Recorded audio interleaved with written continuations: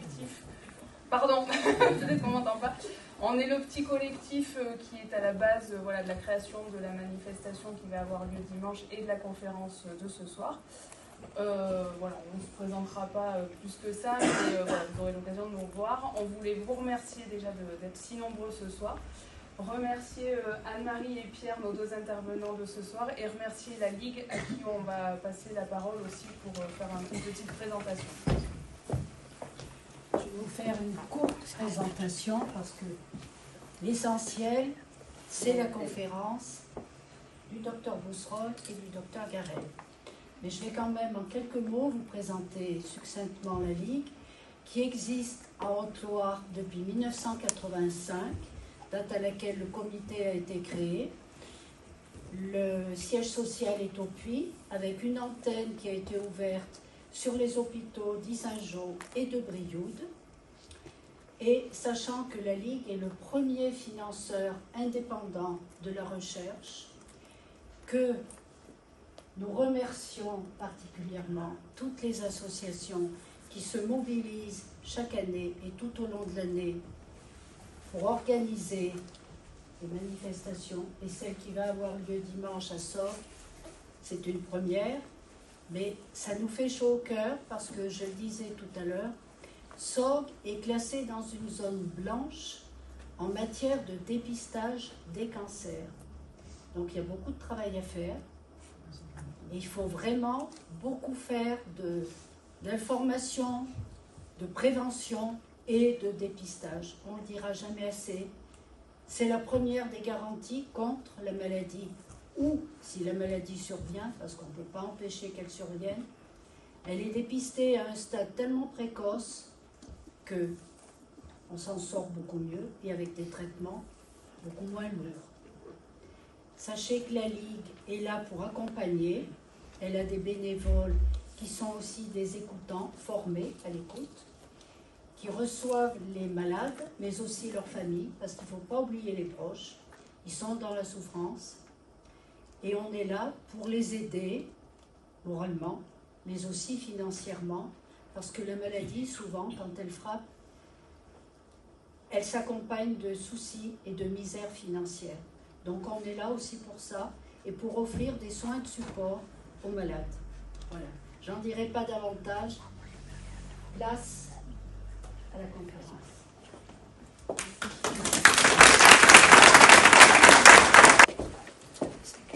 Bonsoir tout le monde. Alors pour ceux qui ne me connaissent pas, je suis le docteur Bousserolles, Anne-Marie. Je suis praticien hospitalier en gynécologie au centre hospitalier Émile Roux du Puy-en-Velay. Et une grosse partie de mon activité est centrée sur la prise en charge d'un certain nombre de cancers gynécologiques. Ce soir, j'ai le souhait de vous parler seulement de 2 cancers. Ce sont le cancer du col de l'utérus et le cancer du sein, parce que c'est vraiment dans le domaine de ces 2 cancers où, en matière de prévention et de dépistage précoce, on a beaucoup de choses à savoir et beaucoup de choses qui sont possibles. Et il me semble important de rappeler ou de voir ensemble tout ce qu'il y a à faire. Alors sur le col, le topo sera relativement court. Sur le sein, il sera un petit peu plus long. Je suis seulement chirurgien, je ne suis pas oncologue, donc j'ai évoqué certains traitements comme la radiothérapie, les traitements de chimiothérapie, d'hormonothérapie. En principe, je survole un petit peu plus cette partie thérapeutique parce que ce n'est pas de ma compétence. J'essaierai de répondre à vos questions si vous en avez dans ce domaine-là. Et puis, s'il y a des questions auxquelles je ne peux pas répondre, je vous promets que je chercherai la réponse et que je vous la communiquerai d'une manière ou d'une autre.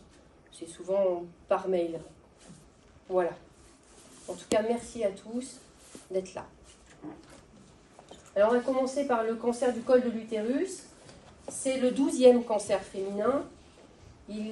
Son incidence, 7 nouveaux cas par an en France sur 100 000 femmes. Il faut savoir qu'il touche essentiellement les femmes jeunes, autour de 40 ans, avec un pic de mortalité situé autour de 50 ans. Donc 3100 nouveaux cas par an de cancer invasif, qui sont responsables de 1100 décès. Vous allez voir qu'en proportion, le cancer du sein est beaucoup moins grave que le cancer du col de l'utérus. C'est l'un des seuls cancers pour lesquels le pronostic se dégrade en France, avec un taux de survie à 5 ans qui est en diminution, 63% tous stades confondus. Mais si on le dépiste de manière précoce, ce taux de survie passe à 90%, et si on le dépiste à un stade un peu plus tardif, c'est 10%. Diapositive. Les facteurs de risque de cancer du col de l'utérus, c'est essentiellement le papillomavirus humain, Human Papillomavirus, HPV en abrégé. 100% des cancers du col de l'utérus sont dus à ça. 80% des femmes sont infectées par ce virus au moins une fois dans leur vie. Et plus de 25% des cancers provoqués par les HPV concernent les hommes. La transmission se fait uniquement par contact sexuel. Pénétration, caresse génitale ou contact orogénital. La plupart du temps, le virus, il disparaît spontanément. On est capable de s'en débarrasser. Mais chez environ 10% des femmes, ce virus persiste dans la muqueuse du col de l'utérus et il peut ainsi provoquer des modifications des cellules que l'on appelle dysplasie. Et ces dysplasies, ce sont des lésions précancéreuses. Alors, à l'heure actuelle, on a identifié à peu près 200 souches de papillomavirus et il y en a 12 qui sont particulièrement cancérigènes, d'où l'importance, on va le voir, de la vaccination. Il faut savoir qu'il n'y a aucun traitement du papillomavirus et que les préservatifs ne sont pas protecteurs. Alors, ça ne veut pas dire qu'il ne faut pas utiliser de préservatif. Hein. Attention, ça protège de beaucoup de choses, mais ça ne protège pas du papillomavirus. Diapositive. Dans les autres facteurs de risque, il y a les rapports sexuels précoces avant l'âge de 15 ans, les partenaires multiples, la multiparité, c'est le fait d'avoir plusieurs enfants, le tabac, celui-là on peut le mettre à toutes les sauces, l'immunosuppression, ce sont tous les traitements qui peuvent diminuer l'immunité, et les infections à chlamydia et herpès, qui sont aussi des infections sexuellement transmissibles. Alors, en matière d'évolution, le cancer du col de l'utérus est un cancer qui évolue lentement. Quand on a une lésion précancéreuse, on estime qu'il faut 10 à 20 ans pour que cette lésion précancéreuse se transforme en cancer. Ça veut dire que ça nous laisse une fenêtre d'action qui est très importante, d'où l'importance du dépistage et de la prise en charge des anomalies. Et c'est là tout l'intérêt de la réalisation des frottis. Donc le frottis, c'est un examen qui ne fait pas mal. Voilà, j'insiste beaucoup là-dessus. Trop souvent dans les consultations, on voit arriver des femmes qui disent ça fait horriblement mal. Je ne vous parle pas des jeunes filles, des jeunes femmes plutôt qui arrivent des fois à terroriser. C'est un examen qui est complètement indolore. Il s'adresse aux femmes asymptomatiques, c'est-à-dire qui n'ont pas de saignement, pas de douleur, pas de signes anormaux, à partir de l'âge de 25 ans et jusqu'à l'âge de 65 ans. Alors, il y a deux tranches d'âge. De 25 à 29 ans, on va proposer ce qu'on appelle une cytologie, c'est-à-dire qu'on va étudier les cellules du col. On ne va pas faire le test de papillomavirus. Et à partir de l'âge de 30 ans, sur le frottis, on va rechercher uniquement le papillomavirus. Et on recommande de le faire ensuite tous les 5 ans, s'il n'y a pas de papillomavirus détecté sur le frottis. En revanche, s'il y en a, ça peut déclencher des examens complémentaires et la réalisation de frottis plus fréquentes. Alors j'insiste beaucoup sur ces rythmes de suivi. Il faut savoir qu'un dépistage trop fréquent, ce n'est pas utile, parce qu'il y a aussi une proportion importante de dysplasie, ces cellules qui sont intermédiaires, en particulier les dysplasies légères, qui peuvent disparaître spontanément. Il y a à peu près 75% des dysplasies légères dont on est capable de se débarrasser sans aucun traitement. Donc il faut faire attention, il faut trouver le juste milieu entre le dépistage et le traitement, mais pas non plus de surdépistage. Et on a la même chose au niveau du sein. Depuis 2018, le cancer du col s'inscrit dans le cadre d'un programme national organisé. Pour la région Rhône-Alpes-Auvergne, c'est le CRCDC, le Comité régional de coordination du dépistage des cancers. Avant, ça s'appelait l'ARDOC. Et l'ARDOC, anciennement ARDOC, envoie les invitations à toutes les femmes à partir de 25 ans et l'envoie aux femmes qui, semble-t-il, d'après les données qui peuvent être récupérées, n'ont pas eu de frottis depuis au moins 3 ans. Donc ça veut dire que ce document de dépistage n'est pas envoyé systématiquement. C'est-à-dire que si vous êtes à jour dans votre dépistage, vous ne recevrez jamais d'invitation à aller réaliser un frottis. Le frottis donc s'adresse à toutes les femmes qui n'ont pas de symptômes particuliers, de 25 à 65 ans, qui ont bien sûr un col de l'utérus, et ça peut s'adresser également aux femmes enceintes pendant le premier trimestre de la grossesse, les femmes ménopausées et les femmes qui sont vaccinées contre le papillomavirus.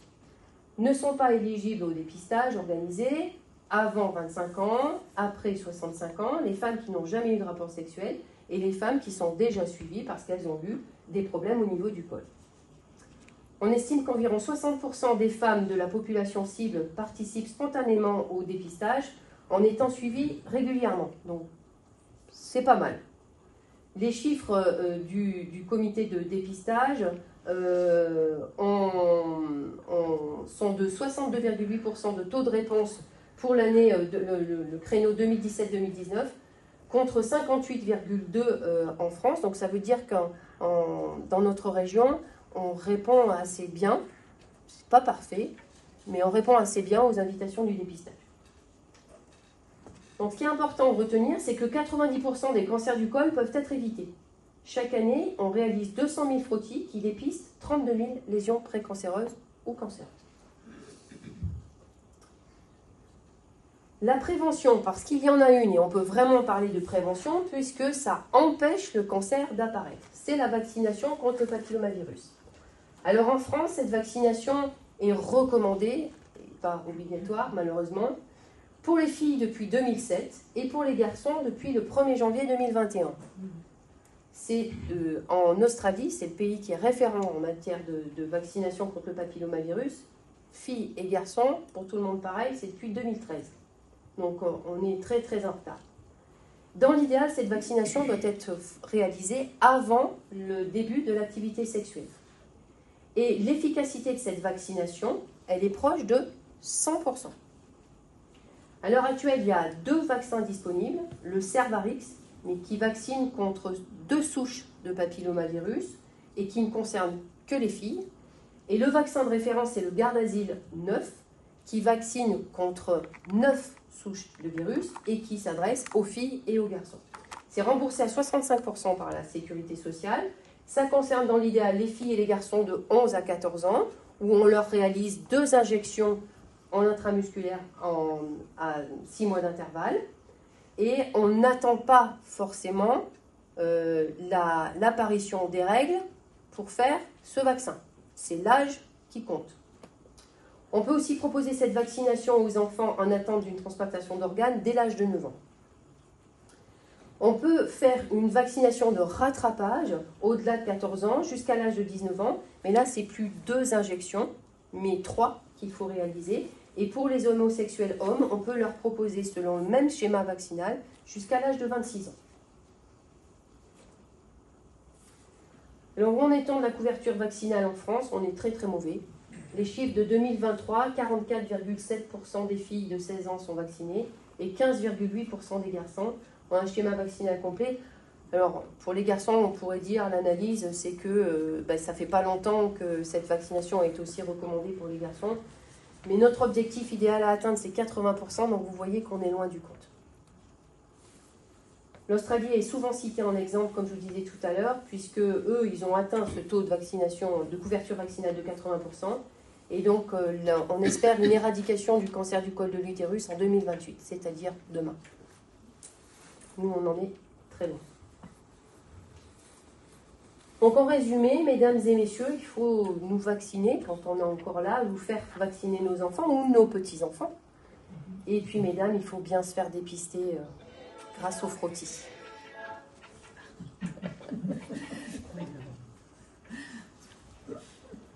Voilà, alors je vous propose de passer au topo suivant, puis ensuite le docteur Guérel fera son topo aussi, Et pour les questions, on pourra consacrer un large moment une fois qu'on aura dit tout ça. Je me rends compte que j'ai oublié de remercier David Saint-Germain du Langeac Express qui nous accompagne depuis le début. Un grand merci, David, d'être là. Merci.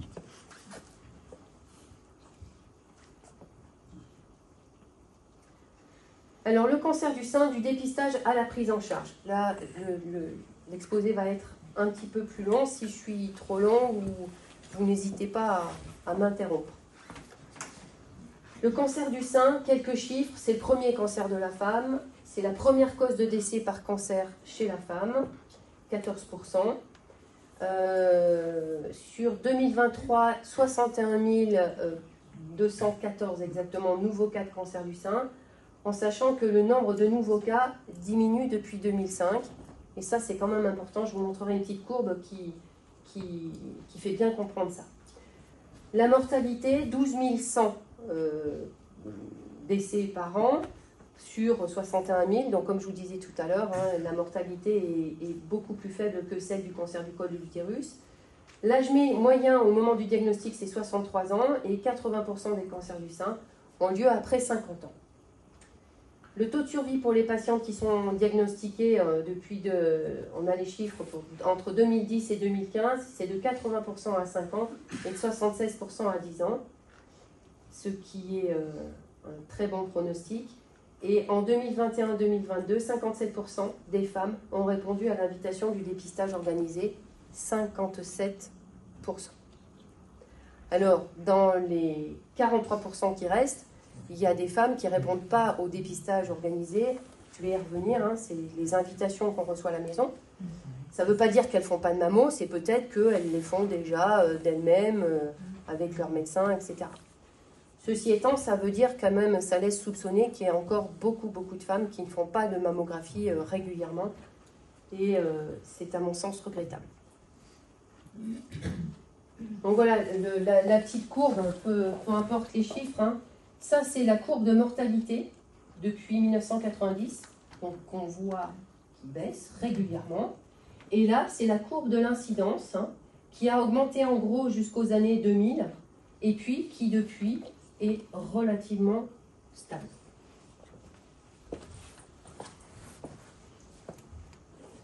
Alors, dans le dépistage du cancer du sein, il faut distinguer deux choses. Il y a dépistage individuel ou individualisé, c'est-à-dire qui est personnalisé, adapté à chaque femme en fonction de ses propres antécédents, des antécédents dans la famille, de plein d'autres choses. Et puis, il y a le dépistage organisé, c'est le dépistage de masse.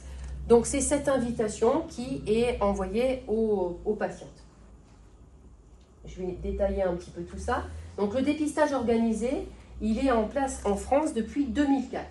Son objectif, il est double, à la fois d'améliorer la qualité des soins et l'information autour du dépistage et réduire la mortalité liée au cancer du sein en permettant un dépistage précoce. Et comme l'a dit Hélène tout à l'heure, dépistage précoce, traitement plus efficace, moins lourd. Voilà.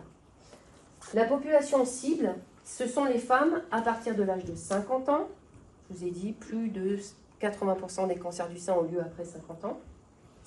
Les femmes de 50 à 74 ans qui ont un risque moyen, c'est-à-dire madame tout le monde. Elles n'ont pas de symptômes particuliers, elles n'ont pas de facteurs de risque particuliers. Sur le créneau 2021-2022, le taux de participation était de 50%. Et dans l'autre partie, ça veut dire qu'il y a 10 à 15% de la population cible qui réalise un dépistage individuel. Donc ça veut dire qu'il y a à peu près 30% des femmes qui ne font jamais aucun examen. De 50 à 74 ans, on envoie tous les 2 ans un petit courrier à la maison. Ce courrier sert d'ordonnance, c'est une prescription, permet de faire réaliser par un radiologue agréé une mammographie en double incidence qui doit normalement toujours être précédée d'un examen clinique. C'est-à-dire que le radiologue, avant de faire les mammographies, procède à un examen des seins, à une palpation. Il peut juger d'ajouter à cette mammographie une échographie, mais l'échographie n'est pas obligatoire, elle ne fait pas partie du dépistage organisé. C'est pris en charge à 100% par la sécurité sociale et ça s'inscrit vraiment dans une démarche qualité avec un encadrement par nos sociétés savantes. C'est très important d'avoir des manipulateurs qui sont formés, des radiologues spécifiques et du matériel dédié. Le dépistage individuel, c'est le dépistage que l'on pourrait proposer à des femmes qui ont un risque moyen, mais qui quand même, dans leur histoire familiale, personnelle, semblent avoir un petit peu plus de risques. Et ce dépistage commence à se discuter à partir de l'âge de 40 ans. Alors, je vous ai mis là une étude de MyPEPS. C'est une étude qui est terminée, à laquelle nous avons participé au centre hospitalier Émile Roux, et dont le but est de voir si il n'y a pas chez justement Madame Tout-le-Monde des facteurs qui pourraient inciter à démarrer le dépistage un peu plus tôt, ou au contraire des facteurs qui pourraient inciter à démarrer un peu plus tard. Et puis, ça va servir cette étude aussi à savoir à quel rythme on doit faire les examens. Est-ce qu'on fait tous les 2 ans, tous les 3 ans, ou tous les ans? Voilà. Donc, cette étude vient de se terminer. On aura un début de résultat normalement en 2025 et cela va sans doute déboucher sur une modification de nos pratiques et de nos recommandations. Mais pour l'instant, on en est là. Le dépistage de Madame Tout-le-Monde de masse, c'est à partir de l'âge de 50 ans. On en reparlera si vous voulez. Ensuite, le dépistage individuel va s'adresser plus particulièrement aux femmes à risque très élevé. Alors, les femmes à risque très élevé, c'est celles où il y a une prédisposition génétique identifiée. Alors, je vous ai cité un certain nombre de mutations, il y en a d'autres. BRCA1, BRCA2, ce sont les plus connus. BRCA2, c'est la mutation dont est porteuse Angelina Jolie et qui l'avait à l'époque très médiatisée. Il y a le PALB2, le P53, et ça c'est les plus fréquentes, mais il y en a d'autres. On peut avoir une situation familiale où il n'y a pas de mutation génétique qui a été retrouvée, mais où l'histoire quand même fait craindre un risque génétique. Il faut savoir qu'on ne dit pas de risque génétique, pas de mutation retrouvée, mais pas de mutation connue. Moi, quand j'ai démarré mes études de médecine, je ne vous dirai pas quand, parce que on connaissait à peine BRCA1 et BRCA2. Maintenant, on est à une quinzaine de mutations. Donc, on peut penser que dans 5 ans, dans 10 ans, dans 20 ans, il y aura encore plus de mutations retrouvées. Donc, parfois, on n'a pas identifié de mutation connue, mais quand même, l'histoire de la famille fait dire qu'il se passe quelque chose. Donc, ces femmes sont aussi classées à risque très élevé. Et puis, celles qui sont classées dans ce groupe-là, ce sont les femmes qui ont une radiothérapie au niveau du thorax, au niveau de la poitrine, par exemple dans le cadre de certains traitements de maladies du sang, comme la maladie de Hodgkin. Pour ces femmes, on va leur proposer l'examen clinique des seins tous les 6 mois à partir de l'âge de 30 ans. Donc on essaye de les induire à avoir une consultation gynécologique à partir de l'âge de 25 ans. Ça colle en plus avec le début de réalisation des frottis. Une consultation avec un radiologue 1 fois par an. On fait des IRM 1 fois par an. Après 65 ans, on n'en fait plus par contre. Et à cette IRM, on associe mammographie et échographie. Alors il y a certains radiologues qui font tout en même temps, IRM, mammo, écho, et d'autres qui font 1 fois IRM, 6 mois plus tard la mammo et l'écho, enfin ils font tout en décalé. Ça c'est l'appréciation de chacun. Les femmes à risque élevé, ce sont les femmes pour qui on a calculé un risque de cancer du sein entre 2 et 4 fois celui de la population générale. Donc ça c'est calculé lorsque ces femmes bénéficient d'une consultation d'oncogénétique. Là on leur propose un examen clinique tous les ans à partir de l'âge de 40 ans et les mammographies associées à l'échographie tous les ans à partir de jusqu'à entre 40 et 49 ans, pardon, et ensuite on les intègre dans le cadre du dépistage organisé tous les 2 ans. Alors le cancer du sein, le diagnostic initial, je vous préviens, ça va être un petit peu gore. Françoise, bien que la couleur... Donc je vous ai mis quelques petites photos. Il faut savoir que le cancer du sein, on peut ne pas avoir de symptômes. Voilà, et c'est à l'examen clinique qu'on trouve une boule dans le sein. Soit nous, médecins, en faisant l'examen clinique, soit vous, mesdames, en vous examinant. L'autopalpation, c'est très important. On peut remarquer également une rougeur au niveau du sein. On peut remarquer un écoulement au niveau du mamelon, un sein qui est déformé, augmenté de volume. Donc là, je vous ai mis des petits échantillons de ce qu'on a pu constater en consultation. Là, c'est une lésion croûteuse au niveau, une espèce de croûte, comme un gros bouton, mais c'est au niveau du mamelon. Là, c'est une inégalité de volume. Vous voyez que le sein gauche, il est beaucoup plus gros que le sein droit. Là, c'est une déformation par rapport au sein droit avec une rétraction sur le côté. Là, alors là, on ne voit pas bien la déformation, mais on voit bien par contre comme des petits boutons partout. Ça, c'est pas normal, c'est pas de l'acné, comme m'a dit la dame qui avait 80 ans. Là, on voit des blessures, parce qu'il y a des petits pansements, ça abîme la peau. Là aussi, on voit une lésion croûteuse avec une grande déformation du mamelon. Et puis là, c'est un peu le cas extrême, mais que malheureusement, on voit encore chaque année. Donc là, une femme qui s'est présentée aux urgences parce qu'elle a une énorme tumeur qui a éclaté, qui saignait beaucoup, avec tous les vaisseaux sanguins comme ça qui sont dilatés. Voilà. Alors, pour la petite histoire, je le dis parce que chaque année, cette photo, elle impressionne. Cette dame, on a commencé par lui faire de la chimiothérapie. Et puis, sous l'effet de la chimiothérapie, cette lésion, elle a cicatrisé. La peau s'est refermée. Et j'ai pu l'opérer. Et aujourd'hui, ça fait 3 ans et elle va très bien. Donc tout ça pour vous dire, non, c'est pas ça l'idée. Tout ça pour vous dire que même quand c'est un stade avancé, il ne faut jamais baisser les bras. Il y a toujours des choses à faire. Ces symptômes n'arrivent pas comme ça du jour au lendemain ? Non. Ils n'arrivent pas du jour au lendemain, tu as complètement raison, mais il y a une espèce de déni. Voilà. Cette semaine, j'ai encore vu une dame qui est arrivée avec une énorme tumeur, des ganglions dans le creux de l'aisselle, un bras qui est le double de l'autre côté. Et en fait, elle m'a expliqué que son papa était malade, qu'elle avait eu des soucis dans la famille et que du coup, elle savait qu'elle avait quelque chose, mais elle l'avait mis de côté. Mais pendant ce temps, la maladie, elle a perdu 1 an. Voilà.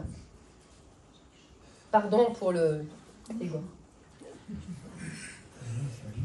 Alors l'examen clinique, ce que l'on fait nous dans le cadre de notre consultation, bon, c'est un schéma un petit peu complexe. Une première consultation de sénologie, c'est une consultation qui demande du temps, en moyenne c'est 45 minutes, parce que on va poser plein de questions aux femmes, la question sur les antécédents familiaux, la question sur les médicaments, sur leurs propres antécédents. Je vais leur poser des questions sur est-ce qu'elles fument, est-ce qu'elles prennent, est-ce qu'elles ont des allergies, est-ce qu'il y a d'autres addictions éventuellement. Je vais leur demander leur taille de soutien-gorge, ça va me donner une idée du volume du sein, ça c'est important après pour la chirurgie.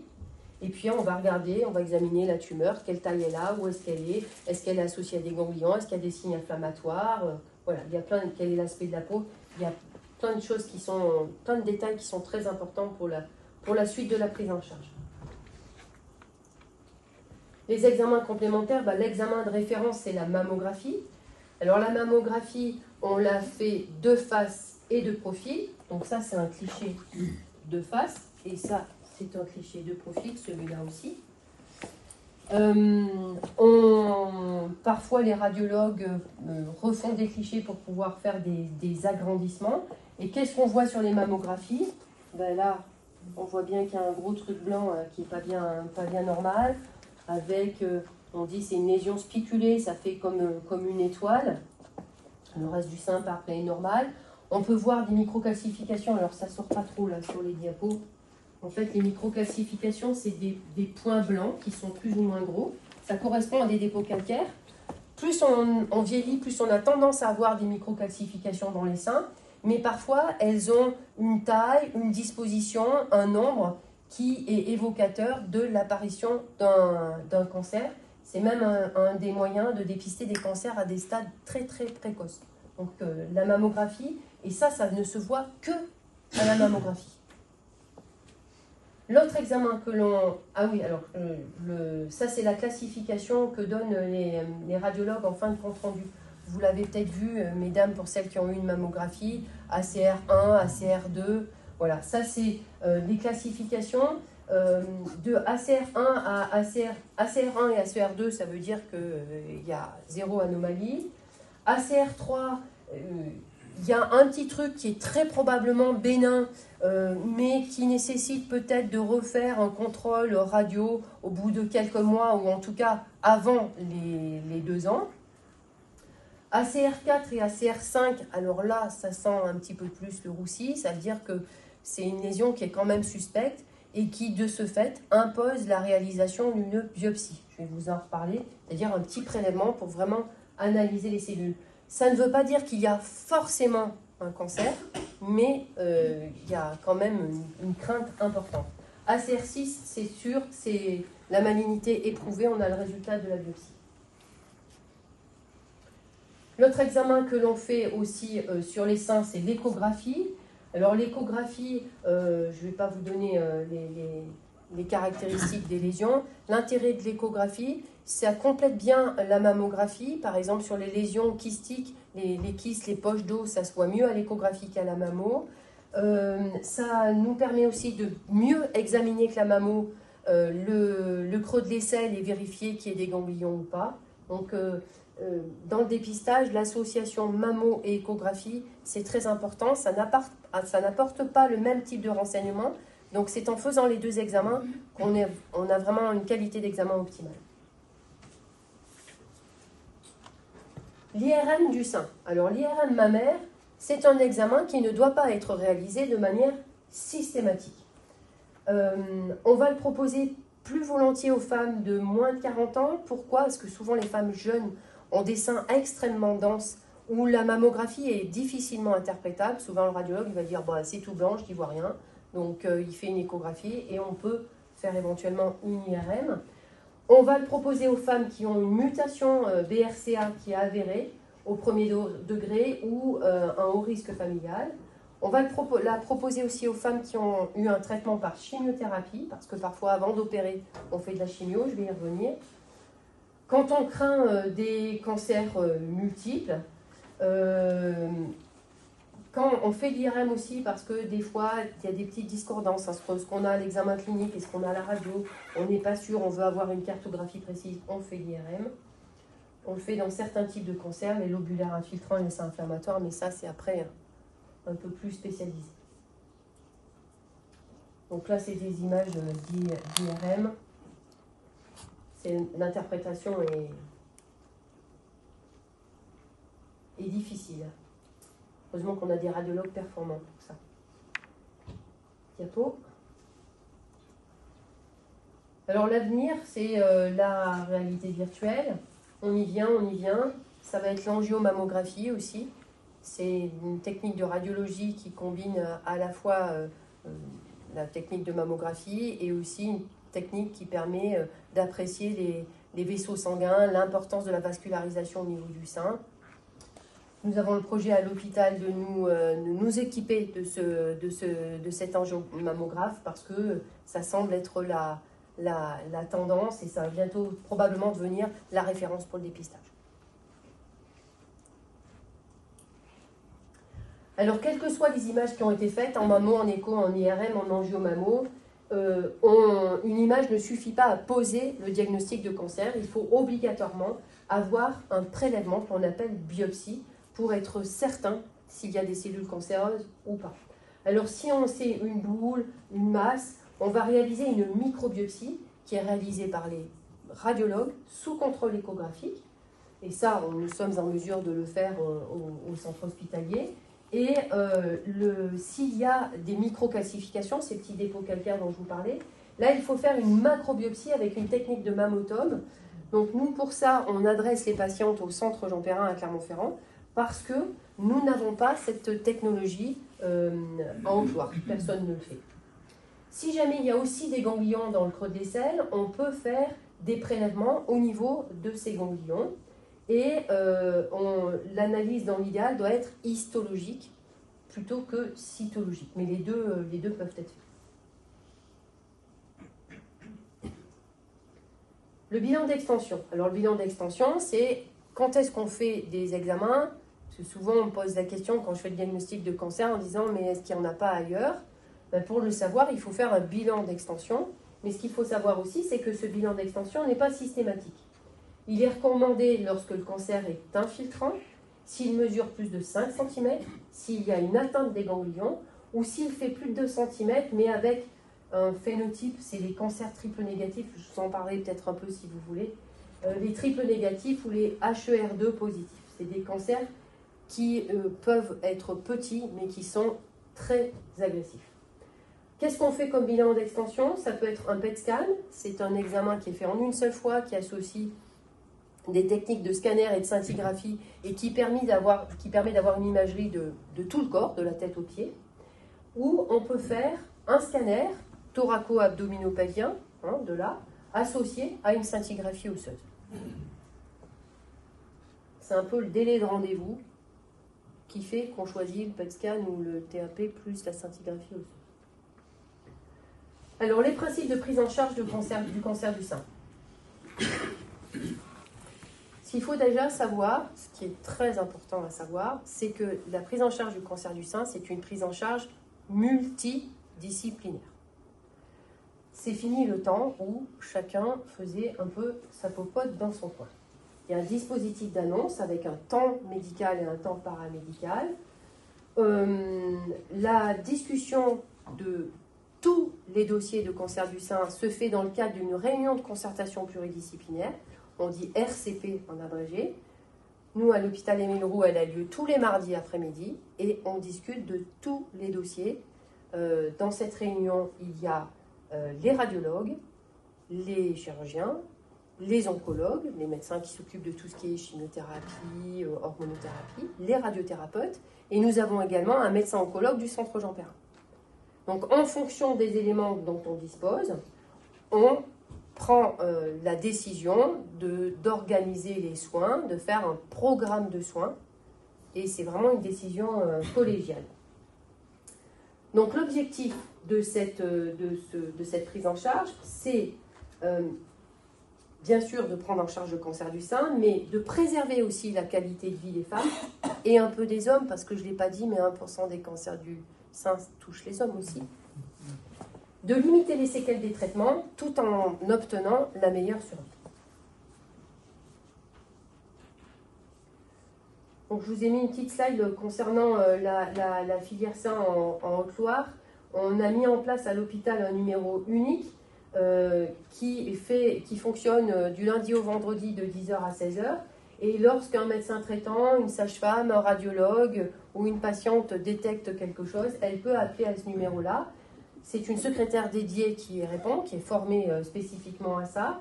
Et en fonction de ce que on lui donne comme information, soit elle dirige vers nos collègues radiologues et notre référente en radiologie à l'hôpital, c'est le docteur Migron, soit elle pense qu'il faut d'abord une consultation spécialisée en gynécologie et nous sommes deux maintenant dans l'équipe. Il y a le docteur Eléa Vacher qui nous a rejoint il y a bientôt un an. Et donc ça permet de pouvoir répondre dans des délais raisonnables et très rapides.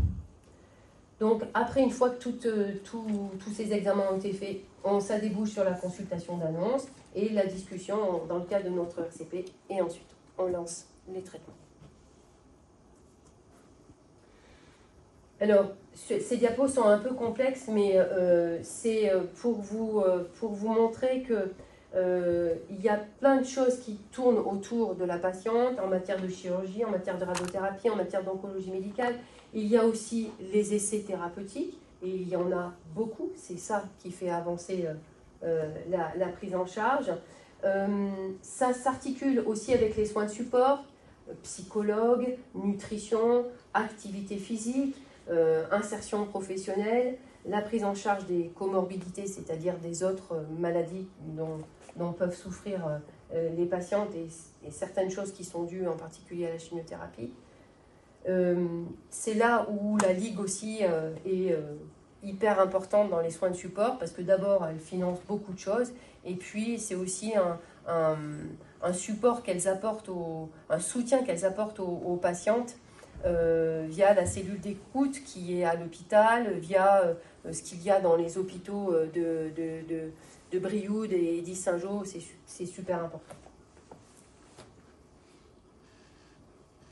Et là, c'est une diapo pour vous montrer la complexité des indications et ce qui justifie de vraiment décider des traitements en réunion de concertation pluridisciplinaire.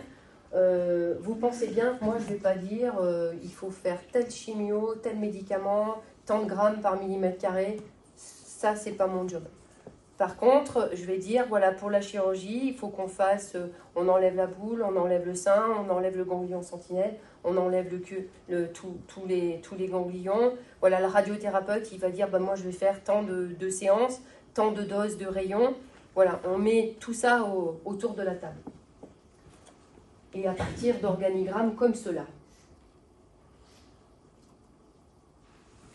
Pour la chirurgie du sein, deux choses, il faut savoir qu'on peut proposer des traitements conservateurs, et c'est même ce que l'on essaye de faire le plus possible, c'est-à-dire des chirurgies où on n'enlève pas le sein, on enlève la boule, en essayant aussi de laisser le moins de traces possible de notre passage, ce qui n'est pas toujours évident. On peut même faire des gestes d'oncoplastie, c'est des cicatrices que l'on apprend à faire avec nos collègues chirurgiens plasticiens, en essayant, c'est pour ça que je m'y suis assurée comme ça, vraiment de respecter le décolleté. Voilà, pour que les dames puissent s'habiller comme elles ont envie de s'habiller. Ça, c'est quelque chose qu'on a bien à l'esprit. Parfois, malheureusement, on n'a pas le choix, on est obligé de faire un traitement radical, c'est la mastectomie totale, où là, on enlève la totalité du sein, avec souvent, la plupart du temps, l'ablation aussi du mamelon. La reconstruction, la mastectomie totale peut parfois s'accompagner dans le même temps chirurgical d'une reconstruction et souvent d'une reconstruction secondaire, plus tard. Bon, là, on va passer, parce que c'est vraiment très, très spécifique, c'est les différents types de cicatrices que l'on peut faire. Si ça vous intéresse, je peux redétailler. Ça, c'était une photo pour vous montrer un peu ce que l'on peut faire en matière d'oncoplastie. Donc, cette dame avait un cancer dans cette zone-là, du sein droit. Donc, vous voyez des seins quand même assez volumineux. Et donc, avec une tumeur qui était assez grosse, et j'aurais, si je n'avais pas appliqué cette technique d'oncoplastie, ça aurait vraiment réduit et beaucoup déformé son sein. Donc j'ai fait l'oncoplastie et voilà ce que ça donnait en fin d'intervention chirurgicale. Donc ça fait beaucoup de cicatrices, mais avec un sein qui est quand même relativement galbé et pas trop déformé, à tel point qu'elle m'a demandé de faire le même geste à gauche pour que ce soit un peu plus symétrique, même si elle n'avait pas de cancer à gauche. La mastectomie totale, donc voilà ce que je vous disais tout à l'heure, on enlève en principe toute la glande et le bout de sein, c'est-à-dire la plaque aréolo-mamelonnaire. Et parfois, on peut reconstruire de manière immédiate, soit en prenant des lambeaux de muscles au niveau du dos, au niveau du ventre, ou la mise en place de prothèses. donc un avant-après d'une mastectomie avec le dessin du prélèvement et la cicatrice que l'on a en fin d'intervention. Là, c'est un petit drain, parce qu'avec ce type d'intervention, il faut absolument mettre un drain pendant quelques jours après la chirurgie. Alors, la chirurgie ganglionnaire, il y a deux possibilités, deux techniques possibles. Soit on enlève la totalité de la chaîne ganglionnaire dans le creux de l'aisselle, c'est ce qu'on appelle le curage axillaire. Et ça, c'est ce qu'on essaye d'éviter le plus possible, parce que quand on fait un curage, on sait qu'on va perturber pour toute sa vie le drainage lymphatique dans le bras et dans l'épaule, avec des douleurs à la mobilisation, le gros bras, ce qu'on appelle le lymphœdème. Et donc, ce qu'on essaye de privilégier le plus possible, c'est la technique du ganglion sentinelle. Alors, le curage axillaire, il est fait souvent quand on a une tumeur qui est localement évoluée, quand il y a des ganglions. Et c'est là qu'on fait le lien avec l'importance du dépistage précoce. Parce que le but du dépistage précoce, c'est de dépister des anomalies petites, sans atteinte ganglionnaire, qui fait qu'on n'est pas obligé ni d'enlever le sein, ni d'enlever la totalité des ganglions dans le creux des selles. La technique du ganglion sentinelle, donc c'est celle que l'on fait dans 80% des cas, si tu veux bien Françoise. Le ganglion sentinelle, c'est le premier relais ganglionnaire dans lequel se draine le sein. Dans le sein, il y a plein de vaisseaux, des vaisseaux sanguins, des artères et des veines. Et puis, il y a des canaux lymphatiques qui convergent, pour la plupart, vers le creux des selles. Et quand ils arrivent dans le creux des selles, ils vont se drainer dans des barrages qu'on appelle des ganglions. Puis après, il y a d'autres canaux, puis d'autres ganglions, et ça forme une chaîne. C'est ça qu'on appelle la chaîne ganglionnaire. Donc, le ganglion sentinelle, c'est le premier relais ganglionnaire dans lequel se draine le sein. Alors, c'est important parce que on va pouvoir prélever ce premier ganglion, on va l'analyser. Ça veut dire que si dans l'analyse du premier ganglion, il n'y a rien, c'est que dans le reste des ganglions, il n'y a rien non plus. Donc, on a un renseignement sur la totalité de creux de l'aisselle qui est très important, mais avec un prélèvement qui est tout petit et qui ne va pas perturber la circulation lymphatique. Alors, pour enlever le ganglion sentinelle, il faut un repérage qui est fait le matin même de l'intervention. On travaille avec nos collègues du centre d'imagerie nucléaire parce qu'ils vont injecter un produit radioactif au niveau du sein. Et ce produit radioactif, il a la particularité de ne suivre que le circuit lymphatique. Et après, moi, diapo suivante, au bloc opératoire, j'ai un petit appareil comme un compteur Gégère qui me permet d'aller chercher le ou les ganglions sentinelles. Parce que souvent, il y en a un, mais des fois, il peut y en avoir 2 ou 3. Je le cherche dans la région où le médecin nucléaire m'a fait un dessin, une croix. Et après, on fait une petite incision, généralement de 2 cm, et on va chercher, vous ne verrez peut-être pas là, mais le petit ganglion qui est là. On prélève des ganglions de la taille d'une lentille à peu près. Alors les complications de la chirurgie, c'est des complications de toute chirurgie, c'est les infections, les hématomes, on peut avoir des douleurs neuropathiques dans le bras, ça le fait surtout avec le curage, mais ça peut le faire aussi avec le ganglion sentinelle. C'est des femmes qui se plaignent de douleurs à la face interne du bras, là, comme des brûlures, des décharges électriques. Et puis on peut avoir des problèmes de retard de cicatrisation, donc ça c'est propre à toute chirurgie. Et à long terme, les 2 complications que l'on craint le plus, c'est ce que je vous disais tout à l'heure, le gros bras, le lymphœdème, et puis les séquelles esthétiques, parce que même si on essaye d'apporter beaucoup de soins aux cicatrices, parfois le sein est quand même cabossé. Le cancer du sein peut se traiter par radiothérapie. Alors, la radiothérapie, elle se fait quasi systématiquement chaque fois qu'on fait une chirurgie conservatrice, c'est-à-dire qu'on n'enlève pas la totalité du sein. C'est le radiothérapeute qui choisit, qui calcule, c'est pas qui choisit, il calcule le nombre de séances qu'il y a. Donc ça va d'une 15 séances jusqu'à une trentaine souvent. Une séance de radiothérapie, c'est comme une radio. C'est des femmes qui sont assises sur une table, elles ont l'impression comme si elles allaient avoir une radio. Ça dure une dizaine de minutes. C'est en général tous les jours, du lundi au vendredi. Donc, suivant le nombre, ça peut être 3 semaines jusqu'à 6 semaines. La radiothérapie, elle peut être faite aussi, même si on a enlevé le sein. Et là, je vous ai mis le détail des indications. Parfois, on ne fait pas de radiothérapie parce que la patiente a eu l'ablation complète du sein, mais c'est des indications très particulières. Et on peut irradier aussi les aires ganglionnaires. Donc les aires ganglionnaires, c'est le creux de l'aisselle, ça peut être aussi au-dessus des clavicules. Alors, il y a un délai à respecter. On ne fait pas de radiothérapie avant au moins 1 mois après la chirurgie, parce qu'il faut être sûr que les tissus sont bien cicatrisés. En moyenne, ça a lieu 2 à 3 mois après la chirurgie.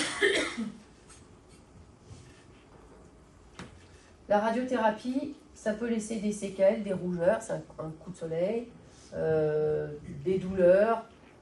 J'ai mis fatigue, mais ce qui fatigue, c'est le fait de venir tous les jours à l'hôpital. Hein. Ce n'est pas vraiment la radiothérapie en elle-même.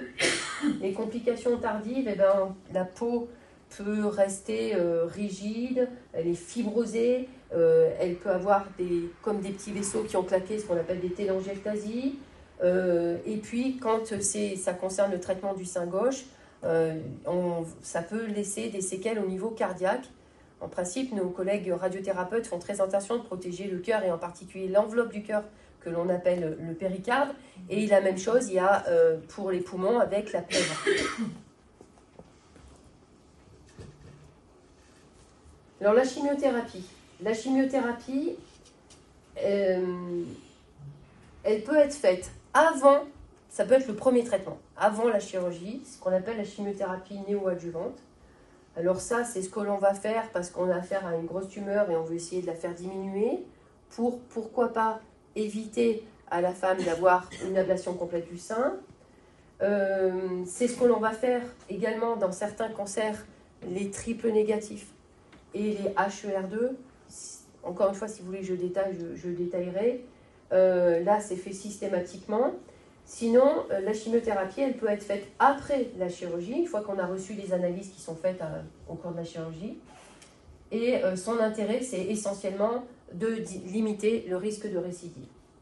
Et quand on fait de la chimiothérapie après la chirurgie, elle est faite en moyenne 3 à 6 semaines plus tard. C'est beau. Alors, dans la chimiothérapie, il y a 2 grandes familles de molécules. Il y a les anthracyclines. C'est ce que l'on utilise souvent chez les femmes de moins de 75 ans. Le problème, c'est qu'on surveille la cardiotoxicité. Donc, il y a un protocole de surveillance en échographie cardiaque qui est mis en place. Ça fait tomber les cheveux. Et puis, ça a une toxicité pour le sang. Et donc, c'est des femmes qui ont les surveillances de prise de sang pour vérifier leurs globules rouges, leurs globules blancs surtout, et les plaquettes. L'autre famille de molécules, ce sont les taxanes, qui ont comme inconvénient de provoquer des neuropathies. Donc, c'est des femmes qui se plaignent de douleurs au niveau du bout des doigts, au niveau des pieds, qui ont l'impression de marcher sur des œufs. Et c'est toxique aussi pour les intestins. Et puis, il y a d'autres produits de chimiothérapie, les sels de platine, le cyclophosphamide, qui s'intègrent dans des protocoles. Donc ça, c'est vraiment le médecin oncologue qui définit ces médicaments. Et à partir du moment où il a défini les médicaments qu'il fallait avoir, c'est ce qui définit le protocole, c'est-à-dire la façon dont les patients vont recevoir leur traitement. C'est pour ça que vous allez avoir des femmes qui vont vous dire moi j'ai ma chimio toutes les 3 semaines. D'autres qui vont vous dire moi on m'a fait une chimio toutes les semaines pendant 9 semaines ou 12 semaines. Voilà, ça dépend vraiment du type de médicament qu'elles ont reçu. Les autres traitements médicaux, alors là, on entre vraiment dans le domaine de l'hyperspécialité, c'est ce qu'on appelle la thérapie ciblée. C'est-à-dire que maintenant, grâce à toutes les recherches qui sont faites, grâce à la Ligue, on est capable d'aller de plus en plus précisément au cœur de la cellule cancéreuse. Donc, il y en a certaines qui vont agir sur le tour de la cellule, d'autres qui vont agir dans le noyau. C'est vraiment un domaine qui est en pleine explosion depuis quelques années. Un médicament qu'on utilise beaucoup dans les cancers du sein métastatique, c'est les anti-CDK4/6. C'est tous les noms en cyclibe. Il y a celui-là aussi qu'on utilise beaucoup, en abrégé, nous on dit pembrolizumab. Ça aussi, c'est utilisé dans les cancers avancés, mais ça a permis d'améliorer considérablement le pronostic du cancer du sein. Et dans les autres thérapies ciblées, bon, je passe tous ceux-là qui sont vraiment très spécifiques.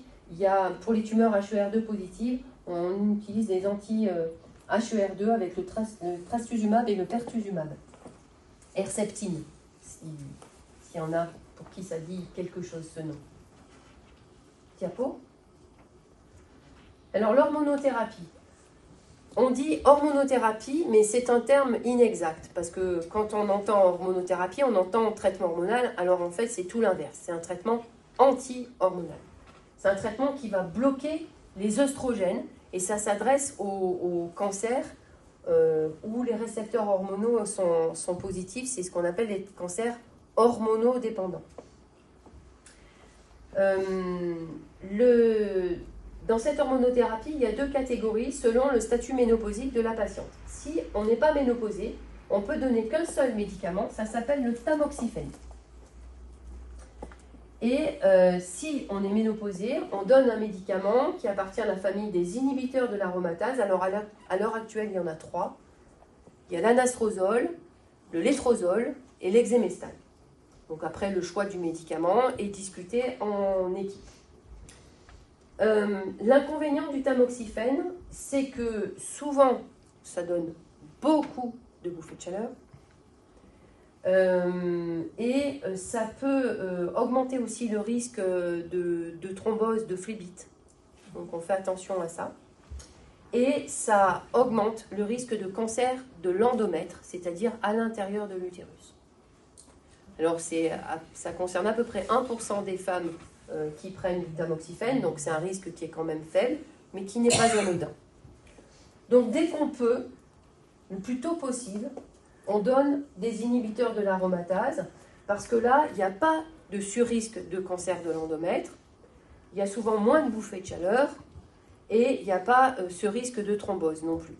Par contre, il ne faut pas se leurrer, il y a aussi des effets indésirables, et le problème de l'hormonothérapie par anti-aromatase, ce sont surtout des douleurs articulaires, musculaires. Ce sont des femmes qui...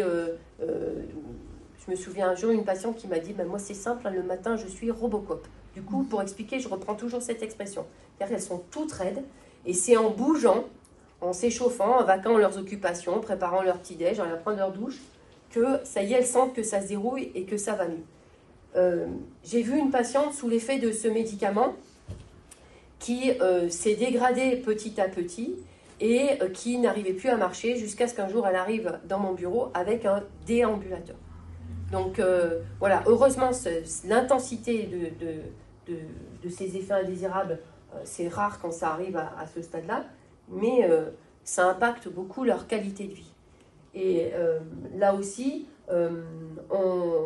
c'est pour ça qu'on essaye de mettre en place des groupes pour vraiment favoriser, inciter les femmes à avoir une activité physique régulière, parce qu'on sait que ça va beaucoup impacter leur qualité de vie. Et avec une activité physique régulière, alors attention, on ne leur demande pas d'être marathoniennes, hein, mais elles vont avoir moins mal, elles vont contrôler plus facilement leur poids, parce que ça fait prendre du poids, l'hormonothérapie aussi. Au niveau osseux, ça augmente l'ostéoporose, donc le fait de bouger, eh ben, on sait que ça diminue ce risque-là, donc il n'y a que des avantages à l'activité physique.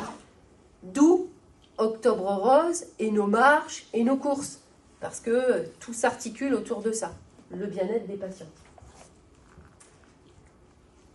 Alors la surveillance après cancer du sein, s'il y a un truc à retenir, c'est que c'est à vie. Et qu'au jour que je vous parle, là, c'est toujours à vie. Trop souvent, j'entends, non mais ça fait 10 ans, ça fait 15 ans, on peut arrêter maintenant. Jamais, on ne lâche jamais la surveillance. Alors c'est sûr, quand je dis ça, c'est anxiogène. Pourquoi ? Parce qu'on ne peut jamais exclure le risque de récidive. Le risque de récidive de cancer du sein, il est maximal dans les 5 premières années. Et plus on s'éloigne du moment où on a pris en charge le cancer du sein et plus ce risque diminue. Mais il n'est jamais à 0. Donc on lâche jamais la surveillance. Pendant les 5 premières années, on propose un examen des seins tous les 6 mois, un examen clinique des seins. Donc nous, à l'hôpital, on tourne avec le radiothérapeute et l'oncologue si les femmes ont une chimiothérapie. Comme ça, elle nous voit tous une fois par an, mais elle a 2 ou 3 visites par an. Et puis au-delà de 5 ans, on fait une fois par an. On fait une mammographie et une échographie. Il faut toujours faire les deux lorsqu'on a eu un cancer du sein. Une fois par an, à vie. Et au-delà de 5 ans, les dames peuvent de nouveau répondre au dépistage organisé tous les 2 ans. Donc une année, c'est une radio normale et l'autre année, c'est le dépistage. Alors l'avantage du dépistage organisé, c'est qu'il y a 2 analyses qui sont faites des radios. Une première fois par le radiologue qui fait les radios et ensuite c'est envoyé à Clermont pour une seconde expertise. Et la surveillance du cancer du sein, après cancer du sein, ne peut pas se faire sans une parfaite collaboration avec la médecine de ville, avec le médecin traitant. Quand on en a un, je sais.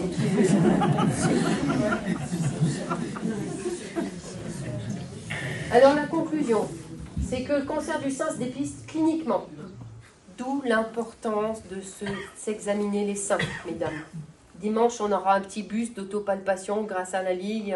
Voilà, on pourra vous montrer comment bien faire une autopalpation. Et puis, c'est l'examen clinique des seins qui, dans l'idéal, devrait être fait une fois par an par votre médecin, votre gynéco, votre sage-femme. Et le cancer, bien sûr, se dépiste radiologiquement. C'est le dépistage soit individuel parce qu'on appartient à une famille à risque, ou le dépistage de masse après 50 ans. Le cancer du sein, il fait appel à une prise en charge pluridisciplinaire, radiologue, gynécologue, oncologue, radiothérapeute, et à une collaboration étroite avec les différents intervenants pendant le temps du diagnostic, pendant le temps des traitements et après de la surveillance. Le dispositif d'annonce permet d'anticiper le parcours de soins et de bien informer le patient par un temps d'annonce médicale et soignant, et en offrant un accès aux soins de support. Donc, ce que je vous disais, psychologue, kiné, esthéticienne, tout ça c'est important. Le rôle du correspondant de ville qui connaît le patient est bien sûr essentiel. La réunion de concertation pluridisciplinaire permet d'adapter les traitements en fonction des données de la science. Donc ça c'est quand même important. Ça bouge régulièrement et c'est important qu'on soit au courant pour bien en faire bénéficier nos patientes. Et l'accompagnement pendant les traitements repose sur cette collaboration ville-hôpital et c'est important pour tout le temps. J'insiste beaucoup là-dessus. Voilà. Donc, mesdames, j'espère que le message a été clair sur l'importance du dépistage. Messieurs, malheureusement, je n'ai pas de dépistage à vous proposer. Mais n'empêche que l'autopalpation, ça compte aussi pour vous. C'est-à-dire que si vous trouvez quelque chose, tout ce que j'ai dit pour les femmes tout à l'heure, c'est valable aussi. Une boule, une déformation, une douleur, une inflammation, il ne faut vraiment pas hésiter à consulter. Il ne faut pas dire non mais c'est rien. Il faut consulter et après on voit si c'est rien ou pas. Voilà, je vous remercie, j'espère que je n'ai pas été trop longue.